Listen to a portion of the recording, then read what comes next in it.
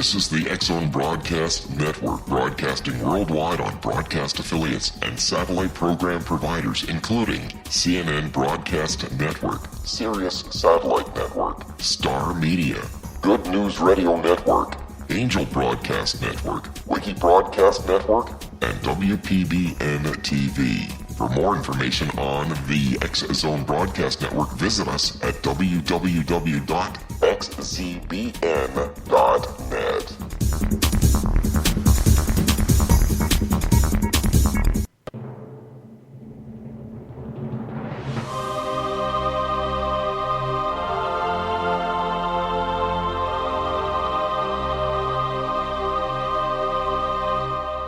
The Science of Magic with Gwilda Wiyaka is largely an opinion talk show. All opinions, comments, or statements of fact expressed by Gwilda Wiyaka's guests are strictly their own and are not to be construed as those of the Science of Magic or endorsed in any manner by Gwilda Wiyaka, REL-MAR McConnell Media Company, its affiliated networks, stations, or employees.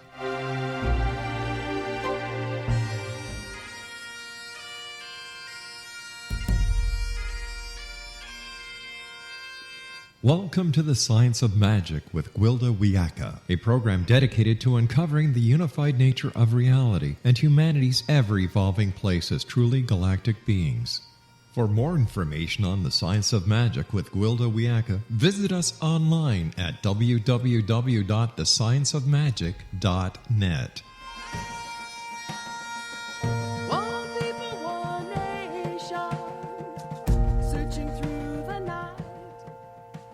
Hello, dear friends, and welcome to the Science of Magic, a program combining the science and magic of today's leading topics to co-create new solutions and promote evolutionary thinking. I'm your host, Gwilda Wiyaka. This hour we'll be exploring feminine magic. Magic, the ability to interface with and manage matter at the quantum level, where all things dance before manifestation. Though most of us use it unconsciously, magic and the resulting ability to manifest is our birthright. As in all things, magic has a masculine and feminine expression. One of the most misunderstood things about feminine magic is that it's not just for women. Each of us requires a male-female balance to be whole, sovereign individuals. In order to be effective, our magical expression requires this masculine-feminine balance as well. From corrupt churches and dogmatic belief systems to self-serving governments and mercenary corporations, exploitive systems have been around for millennia. They all have one thing in common. In and of themselves, they have no power. They must rely upon the ability to control the masses in order to tap into the magical human ability to manifest. Sovereign individuals are not easily controlled. Only the imbalanced and polarized lend themselves to easy manipulation. This influence has been accomplished by judging against and controlling one half of the magical balance. To that end, the feminine has been regarded as weak and inferior. Feminine magic has been labeled witchcraft and condemned for ages. An important point: men didn't do this. They suffer from the imbalance as much as women. Corrupt systems invested in control and manipulation perpetrate the illusion of polarization to the great detriment of both genders. So what is witchcraft? What is the difference between masculine and feminine magic? Do we really need both to manifest? If so, how can we reclaim our birthright? Our guest this hour has explored the subject in depth and may have some interesting thoughts on the topic. With us is Danielle Dulsky, author of Woman Most Wild. She's an artist, yoga teacher, energy worker, and founder of Living Mandala Yoga Teacher Training. Danielle leads women's circles, witchcraft workshops, and energy healing trainings. Her website, DanielleDulsky.com. Danielle, thank you so much for joining us on the Science of Magic.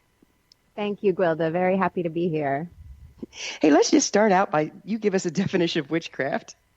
Or let's start with witch. That'll work. Witch. Okay. Well, a witch is anyone who practices witchcraft.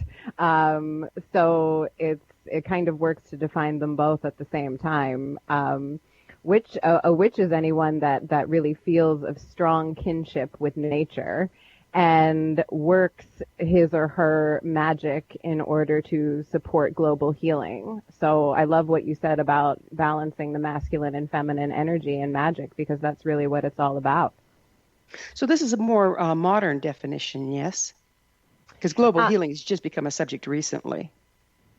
I think that the idea of the earth being feminine is kind of ancient. So, so this idea that the feminine needs to be healed, and that in that the earth needs to be healed, is relatively new. But this idea of kind of healing the mother wound and supporting the feminine energy in all things, that's old. Ancient even, huh?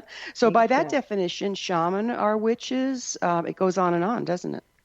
Yes, I think that it's part of this new wave of witchcraft, this kind of wild woman witchcraft that's sort of taking over, this rise of the wild woman, is the acknowledgement that it's hard to define witch, because a witch is whatever the practitioner of witchcraft says that she is. So a witch is a name that's claimed rather than given by any high priest or priestess. Very interesting.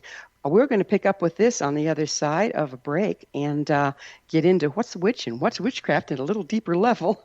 It's time for a commercial break. Danielle and I will return shortly, so don't go away. You're listening to The Science of Magic. Our current episodes are aired daily on the X Zone Broadcast Network, xzbn.net. In service to our listeners, our prior innovative episodes can always be accessed free of charge on our website, thescienceofmagic.net.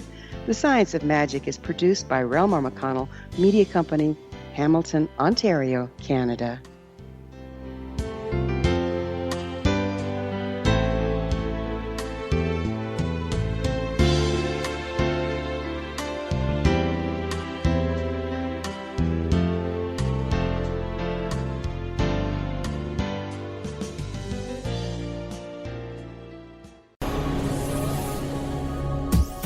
This is the X Zone Broadcast Network, broadcasting worldwide on broadcast affiliates and satellite program providers, including CNN Broadcast Network, Sirius Satellite Network, Star Media, Good News Radio Network, Angel Broadcast Network, Wiki Broadcast Network, and WPBN TV. For more information on the X Zone Broadcast Network, visit us at www.xzbn.net.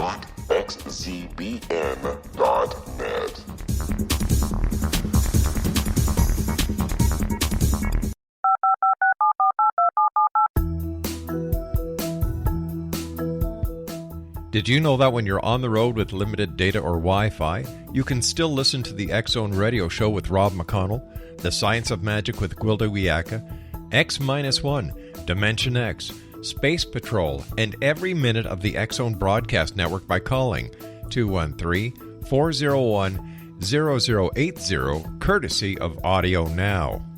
No smartphone, app, or internet needed. It saves your data plan, and it's free if you have unlimited minutes. Call 213-401-0080 to listen on any phone, anytime, anywhere. Remember 213-401-0080 for the best of the paranormal, parapsychology, and sci-fi radio programming anywhere, 24/7, 365.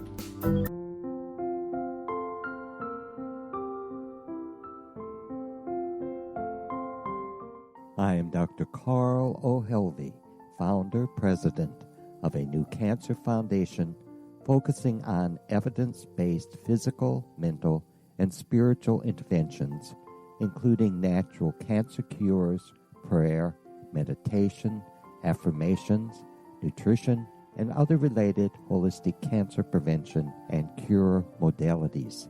These are used in cancer education, research, and financing care. I ask for your help to continue this important work by donating at www.holisticcancerfoundation.com.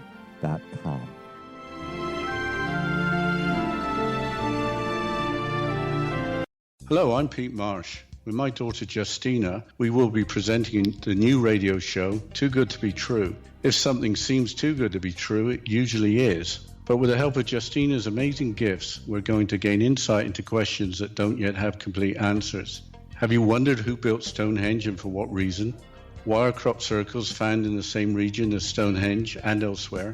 Are crop circles a hoax, or are they created with technologies that we have little knowledge of? Who built the pyramids in Egypt and also in other countries? How and why were they built? Was the Titanic switched with the Britannic as part of a gigantic insurance fraud, or for more insidious reasons? What caused the Tunguska event when trees were flattened over an 800 square mile area in Siberia? Will the new insights be too good to be true?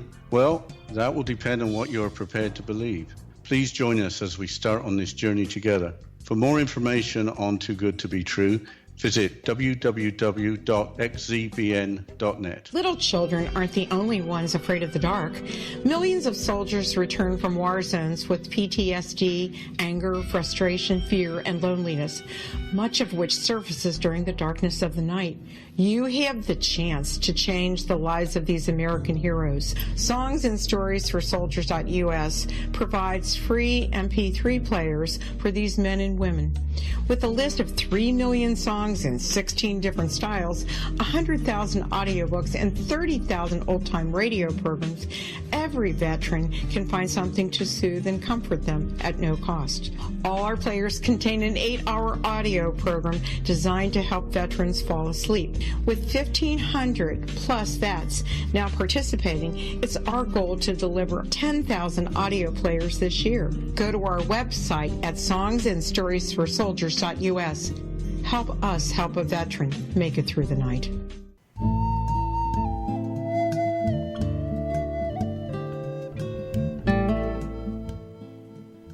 Welcome back. This is the Science of Magic, dedicated to unification and evolution of consciousness. I'm your host, Gwilda Wiyaka. Our guest this hour is Danielle Dulsky, author of Woman Most Wild. Her website, DanielleDulsky.com. Danielle, we were talking about the definition of witch and witchcraft, and you kind of gave us a more modern definition. Where did witch originate? Yeah, that's a difficult answer too. I mean, that's kind of the great debate in witchcraft is witchcraft a leftover from pre-Christian Europe, and if it is, how much of it is a leftover from pre-Christian Europe, and then how much has been reinvented in the 20th century. And I think that any witch will kind of give you a different answer to that question. I believe that there are these in the bones and in the blood, the kind of collective unconscious themes in witchcraft that witches just seem to know kind of without studying. So there is this very magical sense that part of the practice at least is ancient, and a lot of the theory and the metaphysics is relatively new.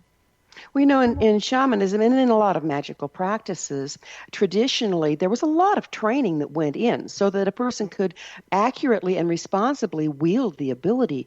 It sounds to me like you're saying that, yeah, you're just born that way and you don't have to be taught. Is that true? No, I think that there's a part of it that requires this autonomous claiming of witch as an identity.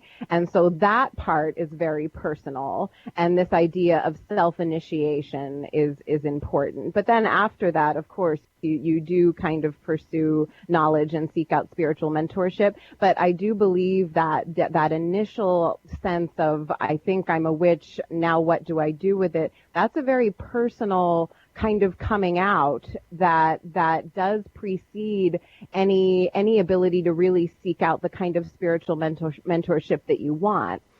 And so a lot of the unfortunate like exploitation and spiritual oppression that goes on, spiritual predatory behavior that goes on in the pagan community, I believe is because the newer practitioners haven't really claimed that identity of witch for themselves before they seek out a teacher.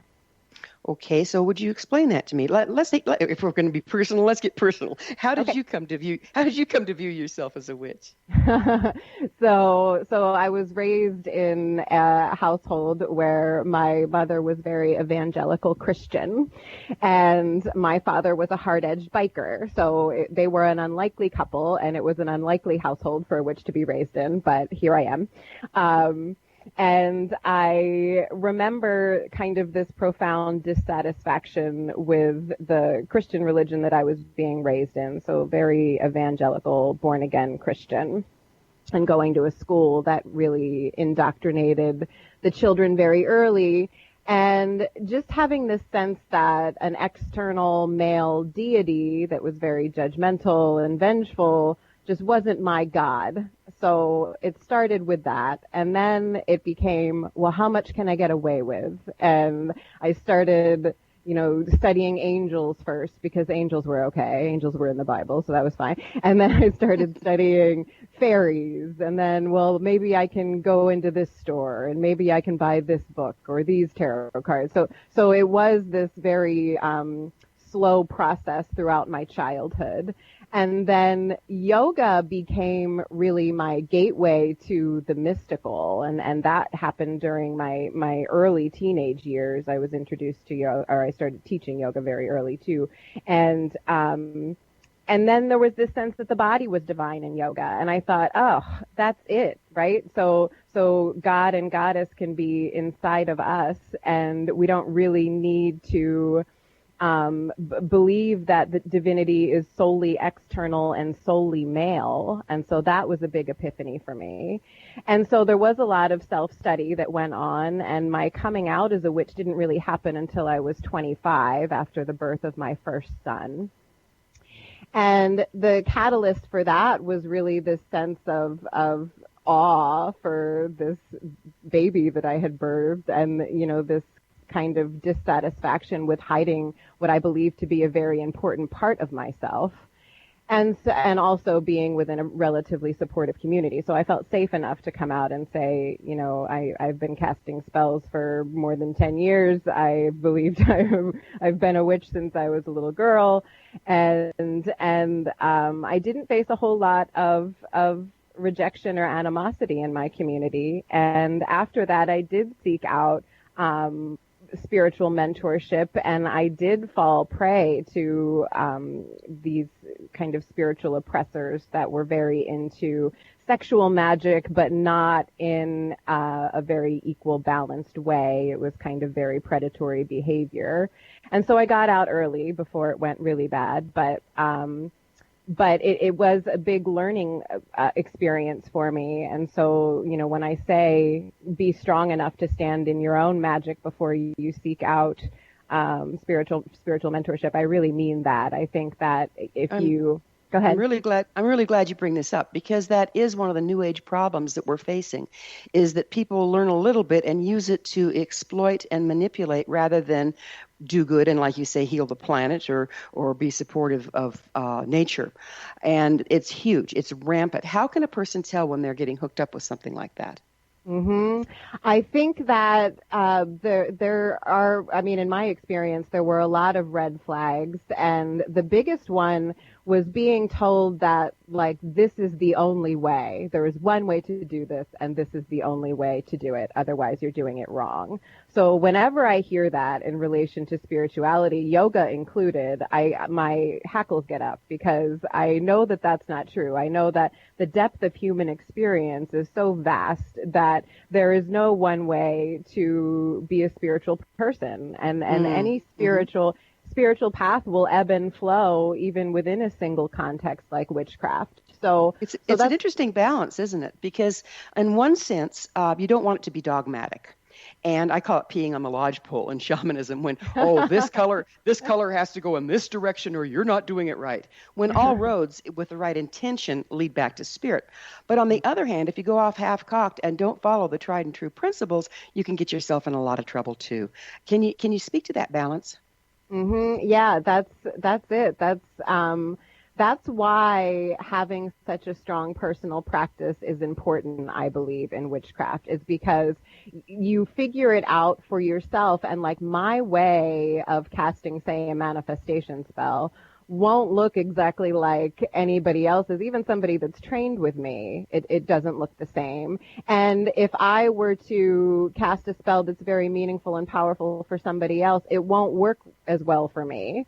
And so I think that the key to spiritual mentorship, effective spiritual mentorship, is to really teach core principles, but give the freedom to the student to be able to figure out what works for him or her and what doesn't. And even if that's something that really goes against what you as the spiritual mentor see as a core principle, then maybe that needs to be re-examined. So there's always this re-examination of indoctrinated beliefs, even ones that we really believe are ours and authentic. And does that have to do with genetics? I know in shamanism, when I'm training my people, I train them very strongly in the tried and true principles that have been around for 50,000 years. But within that, each person has to develop their own practice. And I've come to wonder, is it due to their genetics, due to their history, due to their blood? What's going on there? That's interesting. That's something I haven't really thought of before. I love working with witches from different cultures. So most of my craft comes from like British and Celtic traditions, and I love working with witches that come from like African traditions and traditions that I'm not familiar with at all. And I can see how they're different and they're valuable and how we can learn from each other. So I don't know. That's an interesting point. I've never thought about the influence of genetics before. It is interesting, isn't it? Because we're coming to a time when we're all kind of like a big mixing pot. And how do we individualize and use ourselves to the best advantage within that magically? Yes. I think that, that's when we kind of get into this idea of soul and soul work and soul purpose. So, going beyond this body that we've been given in this life and really seeking out what our sacred work is, and then what is the role of magic in our sacred work. Mm-hmm. Is there something? Is it something a person's born to, or do we all have the capacity to become witches?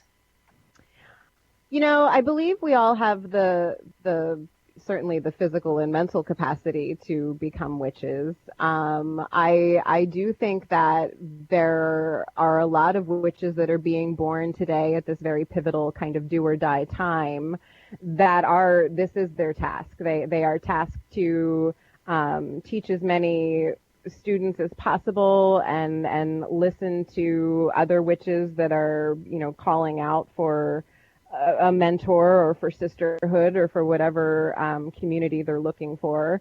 So I think it can be both. I think that there really are purposed witches right now, that this is why they were born, and then I think there's others that can just come to the craft as they need to. Can both genders be witches? Absolutely. Yeah, like you were saying in the beginning in the introduction, magic is masculine and feminine, witchcraft is masculine and feminine, and gender has very little to do with it. So these energies of maiden, mother, crone, hunter, father, sage, they really ebb and flow within all of us, and some people do have stronger feminine energy or stronger masculine energy, and sometimes that has to do with gender, and sometimes it doesn't. So it's more about the masculine and feminine, much more about the masculine and feminine than it could ever be about gender. It seems to work very interestingly in a group setting. Would you speak to that? Yeah, in a group setting, so this was kind of my introduction into coven craft, which was when I was in my mid-20s, and it was a little bit, like I said, a manipulative situation. But I learned a lot, though, about the mechanics of coven craft and how much stronger the magic can be in certain circumstances. So it depends on what the spell is. But in certain circumstances, for instance, like working the magic for global healing or something that really does speak to the community and speak to everyone's heart, the spell, when you try to balance the masculine and feminine, so we try to kind of put more feminine energy in between more masculine energy, and then have everybody have this laser focused intention. So if it's global healing, having everybody really picture clean water and clean air or whatever the spell calls for. And then the energy really, really is amplified. And you do have this physical circle of people that are able to kind of contain the energy versus a solitary practitioner who just casts a circle and maintains the energy that way, which is powerful also.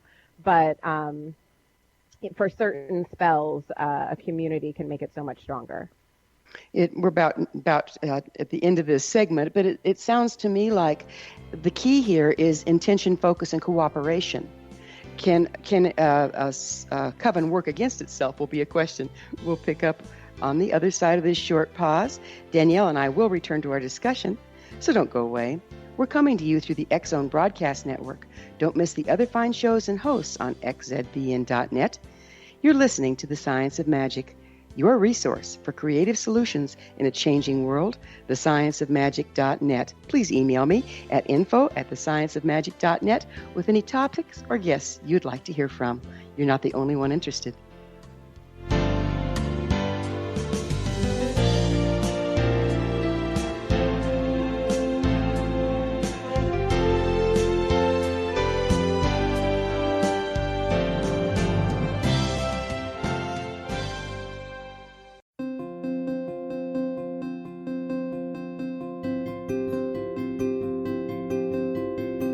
Dreams are our personal gateways into infinite wisdom. Don't miss shamanic counselor and indigenously trained dream decoder Sandra Corcoran's inspiring book, Shamanic Awakening Between the Dark and the Daylight. This remarkable work chronicles Sandra's 35 years of experience with diverse wisdom keepers and her initiations throughout the Americas and across the British Isles, Turkey, Greece, and Egypt. Sandy's knowledge of symbology, psychology, and myth influence her dream blog and workshops. Sandy offers private tarot readings, international journeys, a meditative CD, as well as her book, Shamanic Awakening, to encourage you as you navigate this earth walk, creating a deeper connection to yourself and all that is. Find this and more at Sandy's website, starwalkervisions.com.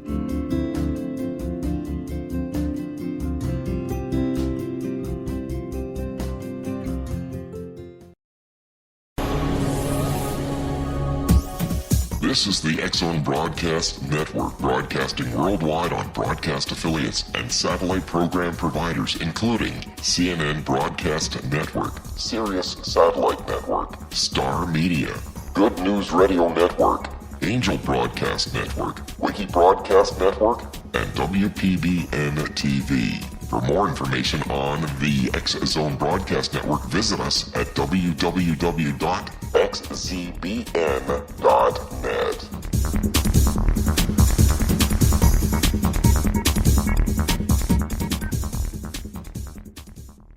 How would you like to be able to read other people's minds? Well, the next best thing is here. When you know how to read a person's name, you know how the person thinks, feels, and behaves. Each letter in our name holds a key to unlock our true essence. Our name contains both our gifts and challenges in this lifetime. Nemology science discovers personality secrets hidden in the placement of the letters of our names, including the first and last impression people remember about us. Sharon shows us how to interpret the arrangement of letters as outlined in her book, Know the Name, Know the Person.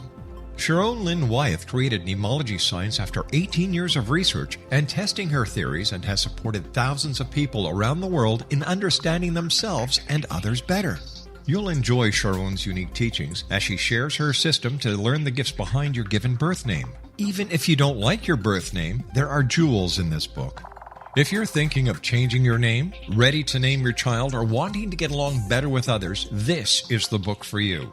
If you'd like to improve your relationships and change your life for the better, get the book today, Know the Name, Know the Person, or visit www.knowthename.com. That's www.knowthename.com.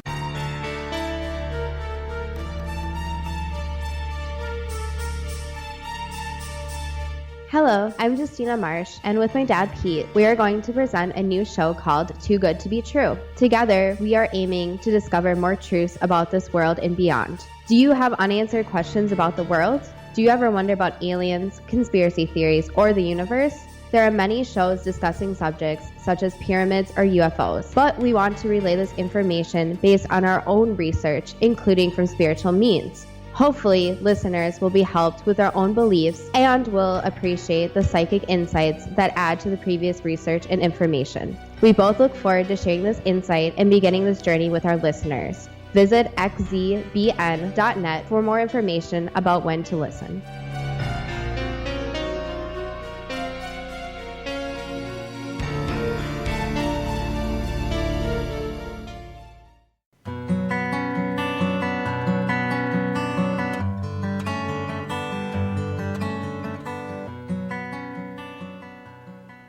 Welcome back. This is the Science of Magic, a place where magic and science come together to promote enlightenment. I'm your host, Gwilda Wiyaka.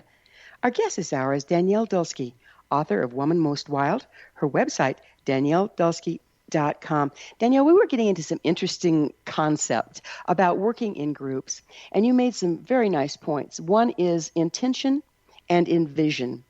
And so when you're working in a group, that has to have common intent and clear intent for the magic to really be set free. Is that accurate? And if so, how do you make sure that that's going on?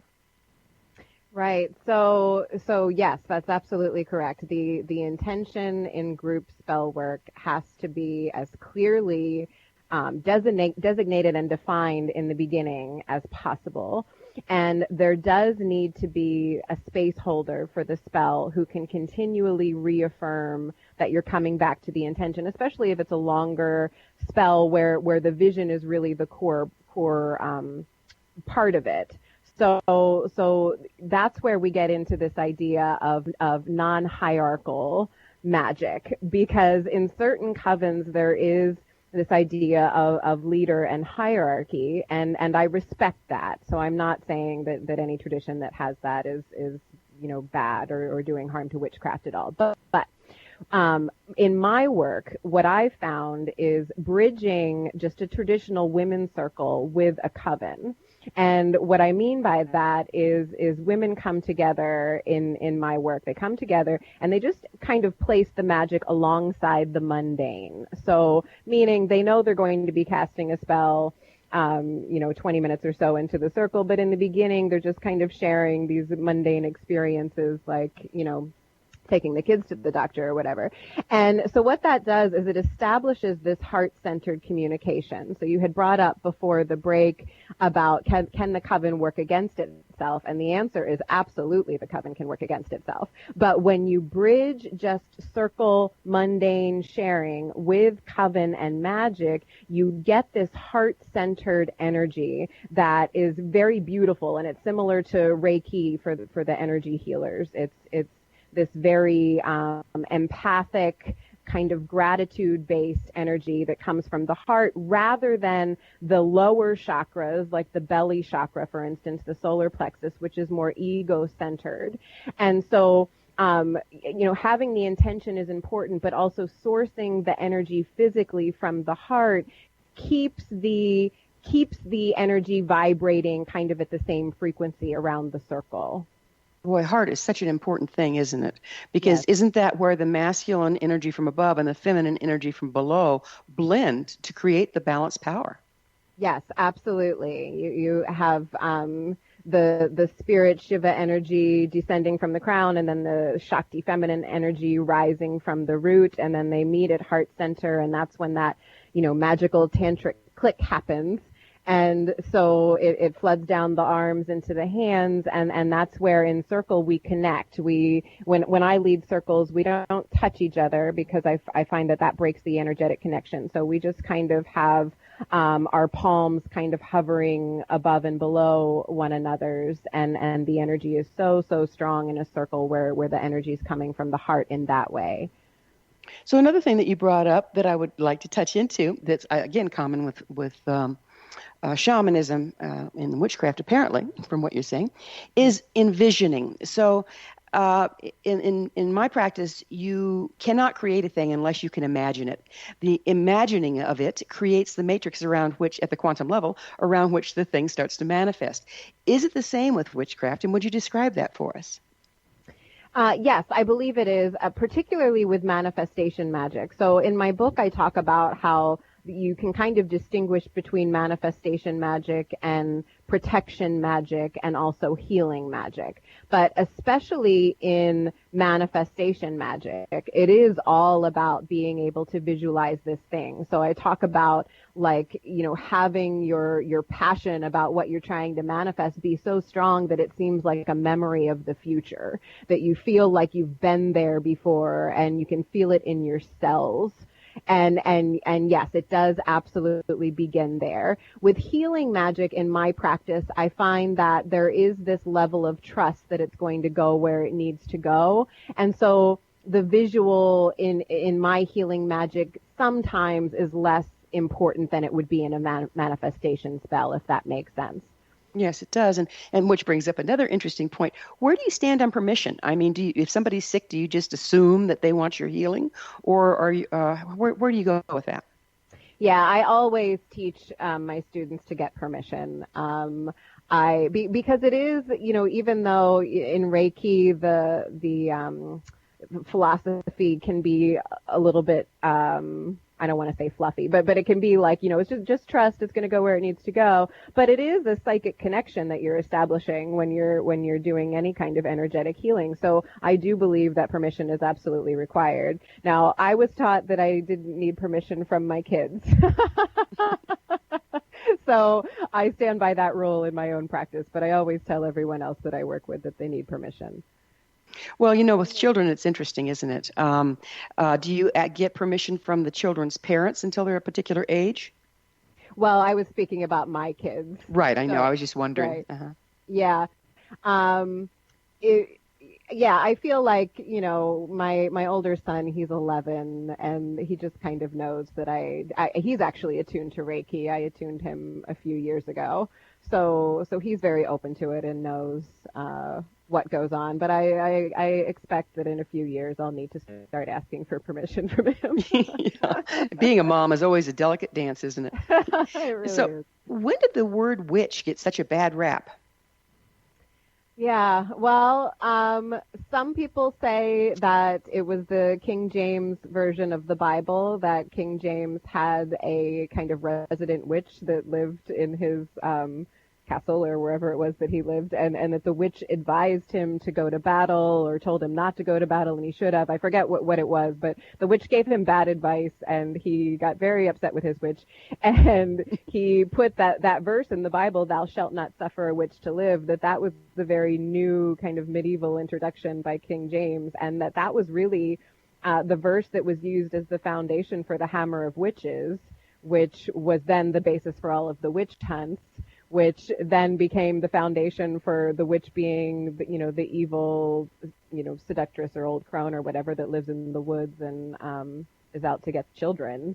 So it was, it was this very kind of clear progression from the witch being deemed as the evil, kind of unpredictable woman in the Bible, and then that being used for instruments of prosecution in all forms. Yeah, and that was a scary time for sure. Now, is witchcraft used for divination, like to tell the future? And if so, how? Yes, I believe divination is a core part of witchcraft. I think that there are witches that use it more in their practice than others. I use it a lot in my personal practice. And I also talk about this idea of wild rhythm in my book, and how the wheel of the year is really important for different types of magic and ritual. And so for me, divination is strongest during crone time, during crone season, which is late autumn and winter. So kind of like that dark moving into the void time. That's when I feel the upper chakras are very attuned, kind of more attuned than they would be the rest of the year. So like right now, moving from spring to summer in the northern hemisphere anyway, a lot of the energy is really consumed by birth and manifestation and fruition out in nature. And so there isn't that really necessary void that some practitioners require in order to clearly divine the future. But you can step into those seasons any time of the year, can't you, by intent? Yes, absolutely, you can. I think that would be something that's kind of for more advanced practitioners, but yeah, absolutely, you can attune to the different energies of the year, no matter where you are. So northern hemisphere, southern hemisphere, it doesn't really matter, as long as you can be able to sense those different energies of the seasons, which really live in the body in a very specific way. They live in the chakral system. So that's where that kind of bridge is between what's really happening in nature and then what you can manifest psychically. So again, like shamanism, witchcraft is not bound by time and space. No, right. Not at all. And like Reiki and energy healing. You can send it to the past and the future, past lives. We really believe that time is cyclical, or most witches believe that time is cyclical, and that's the feminine way. So masculine time is linear and feminine time is cyclical, and that's really a core part of our magic. It's a core part of the way our bodies work too, isn't it? Yes, absolutely. And the way we're physically made too, like our cells are circles and our bones spiral. What I find really fascinating is that this earth-based, seasonal-based practice is common to all magical practices. Why do you suppose that is? Because we are of the earth. And so, as much as a lot of systematized world religions have tried to divorce us from the earth and from our bodies, we remain creatures of the earth. And so, so this belief in magic and using your will to move energy requires this faith in the body, in the heavy body. And you can't just be all upper chakra, crown chakra, and believing that God is external if you're going to work magic. So do we get the power from the earth, or do we empower the earth? I think both. I think that I really believe in this idea of the Gaia hypothesis, or most of it anyway. I believe that we are just kind of small cells in her, so Gaia being the entire universe, not just the earth, all of the cosmos, that we are just tiny cells in this one gigantic organism. And so, she affects us and we affect her, and it's very much a two-way relationship. Sounds very synergistic. Yes, absolutely. When do you think we stepped out of that? I mean, if that was our birthright, when did we lose it? Well, I don't know.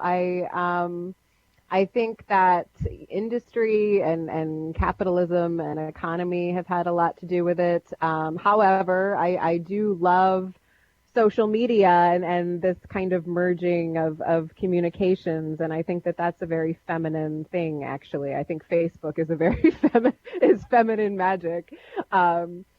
But yeah, when did we lose that? I'm not sure, but it's been a long time. There is this interesting theory that I heard that around 1500 BC, all over the world, these more egalitarian, not necessarily matriarchal, but these more egalitarian civilizations all started to kind of crumble. And that was largely because of various natural disasters. And so the human brain, and I don't know where this theory comes from. I know that I read it in this book called Mysteries of the Dark Moon.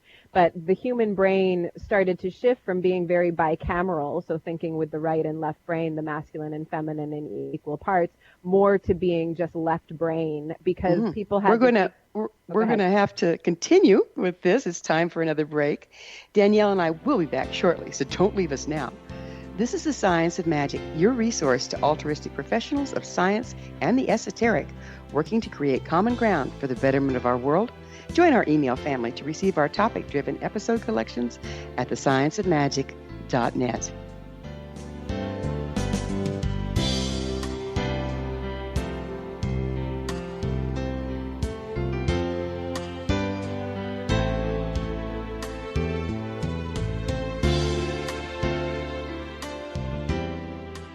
Hi everyone, Rob McConnell here, and I wanted to spend a moment on internet streaming. Everybody has heard about internet streaming, but not many know much about it. Did you know the internet streams just about everything? Movies. From new releases to old classics. TV shows. Almost every show, every episode, and much more. But the question has always been, how do you do it? Well now, thanks to the folks at 123 Ready TV, I have the answer for you. They have developed a simple program app, 123 Ready TV, that you install on your Windows PC, Android smartphone, or Android tablet that can have you streaming like a pro in less than 5 minutes. You truly won't believe how much is available or how easy it is to do until you try. And for a one-time cost of only $19.99, this product is a real winner. To learn more about 123 Ready TV, visit our website at www.xzbn.net.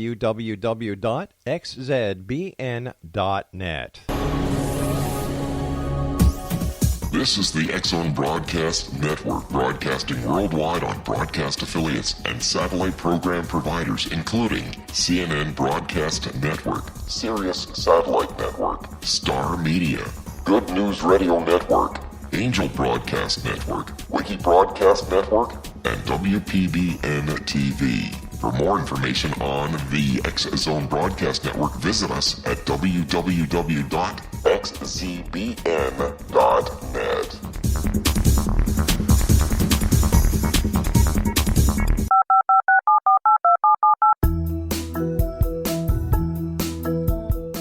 Did you know that when you're on the road with limited data or Wi-Fi, you can still listen to the X-Zone Radio Show with Rob McConnell, The Science of Magic with Gwilda Wiyaka, X-1, Dimension X, Space Patrol, and every minute of the X-Zone Broadcast Network by calling 213-401-0080, courtesy of Audio Now.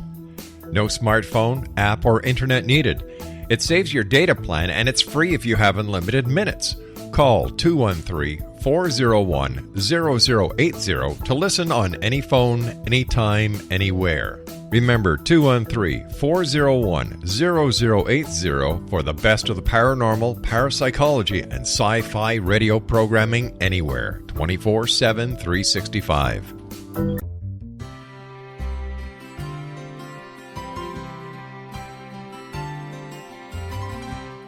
True healing must address 4 levels: physical, emotional, mental, and spiritual, for us to live joyful and productive lives. We tend to treat 3 of the 4, leaving the spiritual languishing. If you're tired of the same dysfunctional patterns cropping up in your life, Soul Balancing is for you.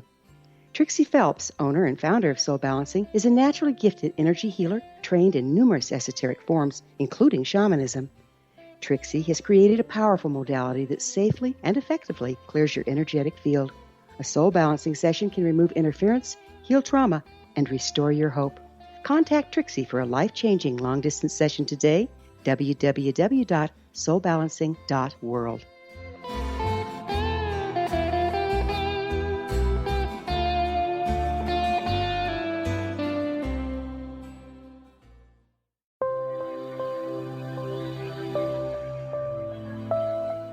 There's a legend shared by many indigenous cultures of a time when the nations were cast to the 4 corners of the world.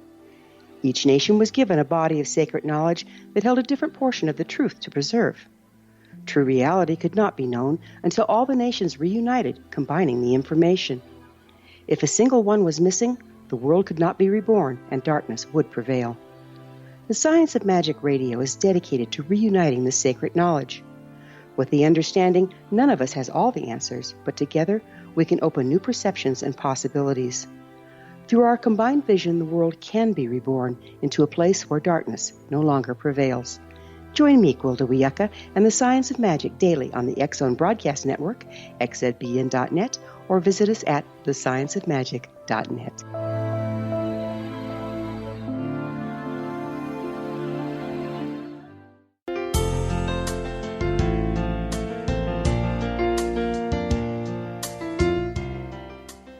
Welcome back. This is the Science of Magic, bringing together gifted people of service to the world. I'm your host, Gwilda Wiyaka. What's up in your world? Email me at info@thescienceofmagic.net and suggest a topic or a guest that's on your mind. You're probably not the only one interested. Our guest this hour is Danielle Dulsky, author of Woman Most Wild. Her website, danielledulsky.com. Danielle, we talked about how magic and witchcraft work with the seasons. How about the ages? Is that factored in? You mean the age of the practitioner? No, I'm sorry. Oh. Like the ages of the horoscope. We're moving into the age of Aquarius right now, which is moving us to a more unity time, et cetera, et cetera.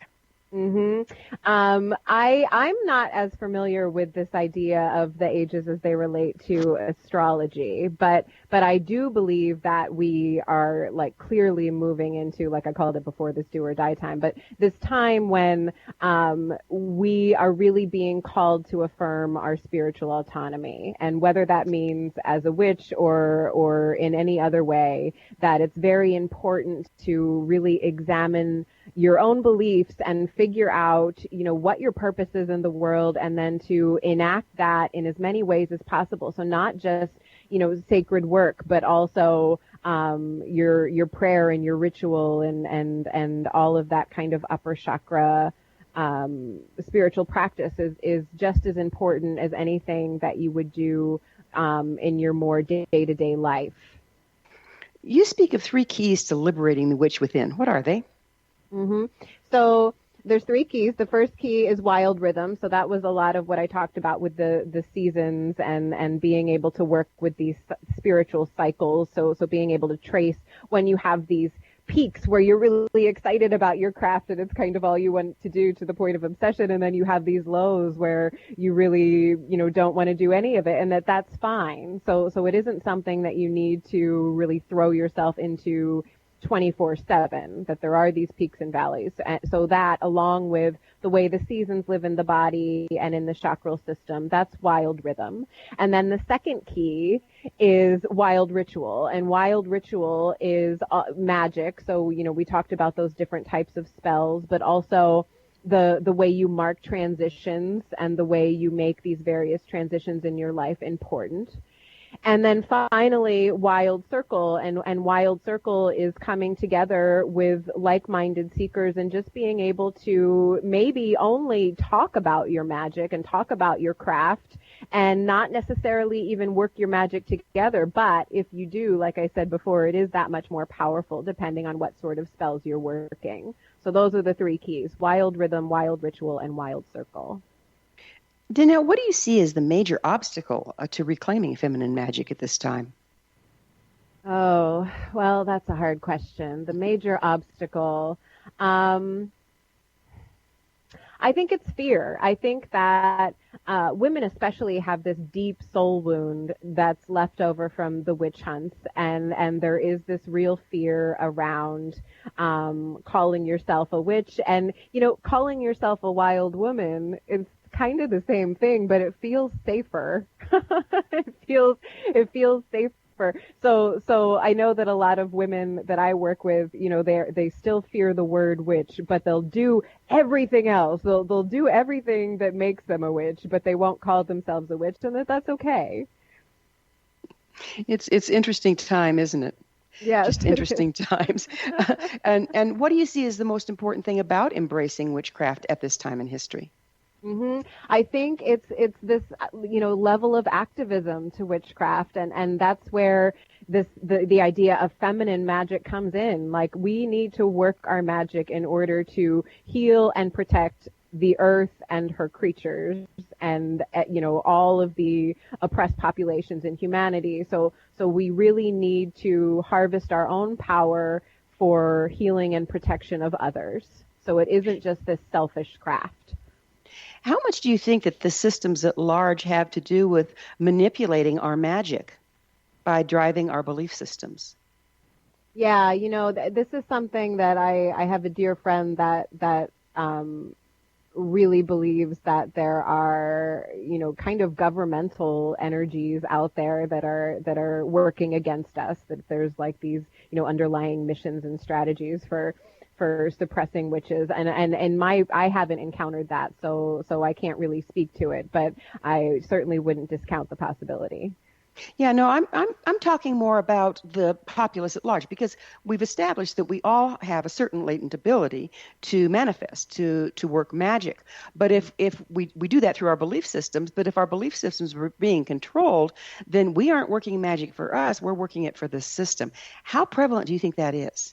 Oh, right. Absolutely. That's really systematized religion. So that's why we were talking about spiritual predatory behavior. I think, in any tradition, pagan or otherwise, the most important thing is to continually examine your own personal beliefs and figure out which ones are yours and which ones have been indoctrinated and which ones need to be dismantled because of that. That's huge, isn't it? Yes, absolutely. We've mentioned the earth-based nature of witchcraft. I understand it also works with lunar and solar cycles. Would you speak to this? Yeah, so The lunar cycle is very integral to witchcraft, and this idea of working manifestation magic during the waxing moon, and then working your kind of purge or your banishing during the waning moon, and then no magic during the void is kind of one of those things that we were talking about, the collective unconscious memories and what women just sort of need to just sort of seem to know without ever having done it before. And that's one of them. This notion of the lunar cycle is as really living in us and affecting all of the waters and energies in our body is key.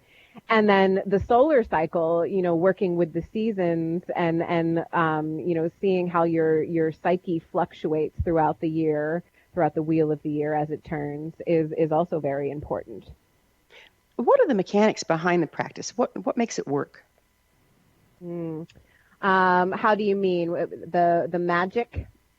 Yes, the science behind the magic. The science behind the magic. So we talked about intention. I feel like intention is really critical. But then the other piece that's kind of less talked about is this idea of autonomy and will. So you not only have to have this very clear intention, you have to believe that you have the right to do this. You have to believe that, you have the right to direct this energy. And so there is kind of this level of self-confidence that's required. And so, the witch also has to have that.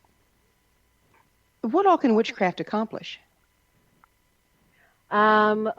So witchcraft can accomplish a lot. I think that it's all about these different levels. So, the witch can heal herself. She can work her magic for herself, but then it goes beyond that. She can also heal and work her magic for her inner circle, family, friends, children, local community. She can also work her magic for the earth. She can also work her magic for the entire cosmos.